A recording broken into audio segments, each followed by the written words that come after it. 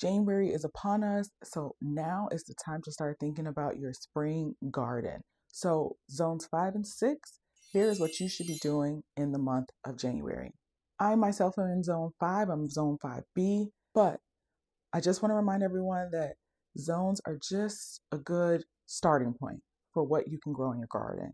But the most important thing for us is going to be our frost dates. So if you do not know what your frost dates are, please make sure you get those on hand before you start anything for your spring garden. Now, with that being said, the month of January for zones 5 and 6 are going to largely be a month of planting and gathering. But what you can start in January are these. So in late January, I would start my onions.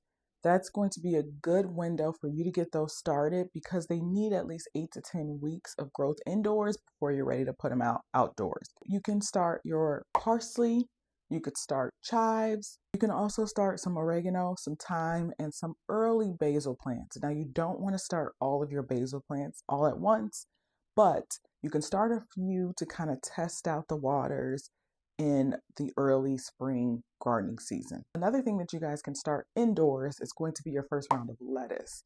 Now, lettuce is something that you can plant over and over and over again throughout the growing season, but you can start your first round at the end of January. But the trick is to start your lettuce in a larger pot than you normally would start a seedling indoors, and that is because they grow rapidly. Spinach is another thing that you can get started at the end of January.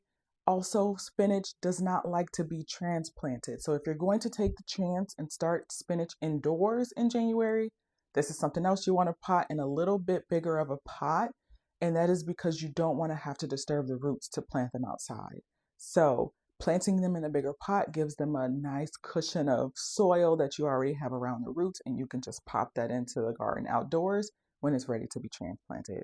Now let's talk flowers. We can start pansies, sweet peas, violas, and snapdragons in the month of January. Again, we're talking late January. You don't want to start things too soon because things can start to take up space, can start to flower indoors, which makes it more difficult for them to thrive when you transplant them outdoors. So that's what we can start in January in zones 5 and 6. Again, zones are just a guide. They help us group geography together. So make sure you have your frost dates when you're starting and adjust your seed starting calendar accordingly. And if you haven't, make sure you like and follow so that you get the updates for your zones if you're not in zone 5 and 6.